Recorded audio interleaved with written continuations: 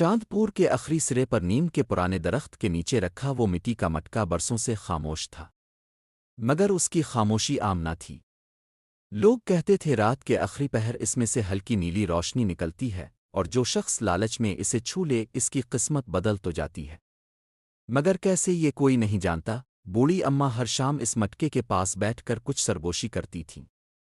किसी ने कभी न देखा कि वो इसमें क्या डालती है और न ही ये कि इसमें से क्या निकलता है। मगर इस रात जब आसमान पर बादल गैर मामूली तौर पर ठहर गए और हवा में अजीब सी सनसनी फैल गई, गांव के एक शख्स ने तय कर लिया कि वो इस राज से पर्दा उठाकर रहेगा। गांव चांदपुर के आखिरी सिरे पर एक छोटा सा कच्चा घर था जिसकी दीवारों पर बेलें चढ़ी हुई थीं और सहन में एक पुराना नीम का दरख्त साया किए खड़ा था। इसी घर में बूढ़ी अम्मा रहती थीं। सफ़ेद बाल, झुर्रियों भरा चेहरा, मगर आंखों में अजीब सी चमक, जैसे बरसों का तजर्बा और मोहब्बत उनमें बसी हो। वाले कहते थे कि अम्मा के सहन में रखा एक पुराना मटका आम नहीं, वो हमेशा नीम के दरख्त के नीचे रखा रहता, साफ सुथरा, जैसे रोज धोया जाता हो। हालांकि अम्मा के सवा इसे कोई हाथ ना लगाता। एक दिन पड़ोस की बच्ची राबिया ने पूछ ही लिया, अम्मा जी ये मटका इतना चमकता क्यों रहता है, इसमें क्या है? अम्मा ने मुस्कराकर जवाब दिया, इसमें राज है बेटी, और राज हर किसी को नहीं बताए जाते। राबिया की आंखों में तजस्सुस भर गया और गांव में फिर से सरगोशियां शुरू हो गईं कि शायद वो मटका वाकई जादुई है। चांदपुर में इस साल कह पड़ गया, बारिशें न हुईं, कुनमें खुश्क होने लगे और खेतों की फसल मुरझा गई।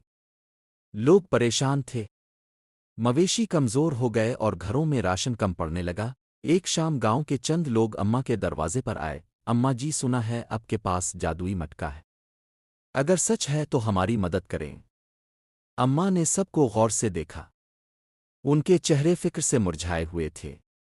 उन्होंने आहिस्ता से कहा, मटका जादुई तो है, मगर वो सिर्फ इस वक्त काम करता है जब दिल साफ हो और नीयत सच्ची हो।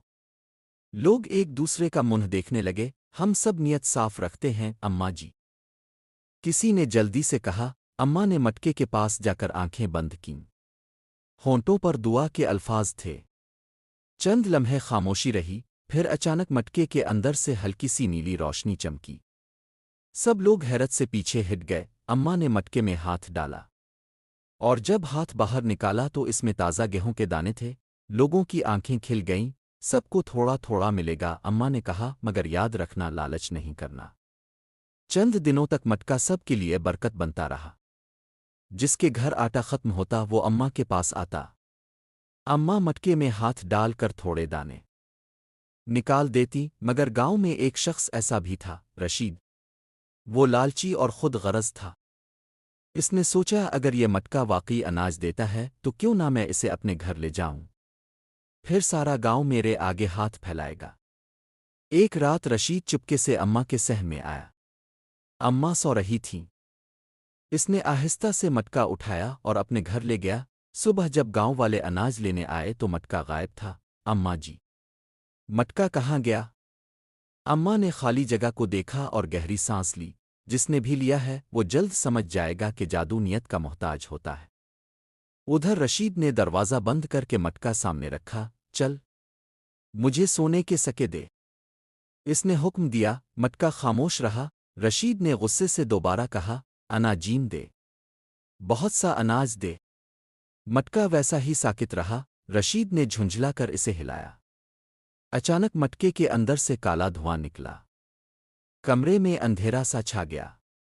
रशीद घबरा गया। धुआं छटने पर उसने देखा कि मटका खाली है, बिल्कुल आम सा मिट्टी का बर्तन। वो परेशान हो गया, ये कैसे हो सकता है? कल तक तो ये अनाज दे रहा था। इसी वक्त दरवाजे पर दस्तक हुई। गांव के चंद लोग और अम्मा खड़ी थीं।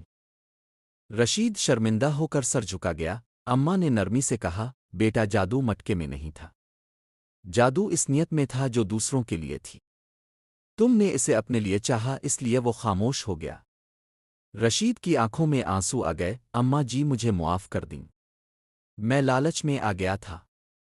अम्मा ने मटका वापस अपने सहन में रख दिया।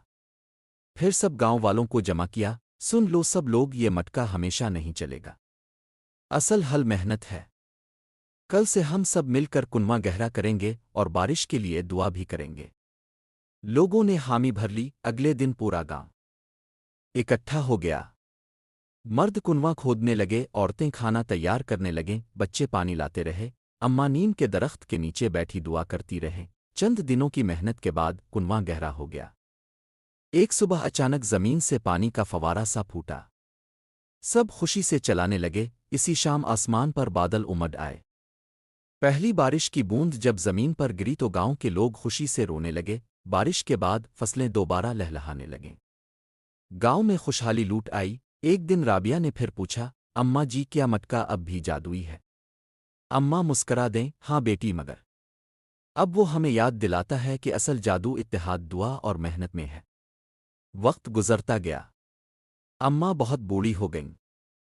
ایک صبح وہ خاموشی سے اس دنیا سے رخصت ہو گئیں۔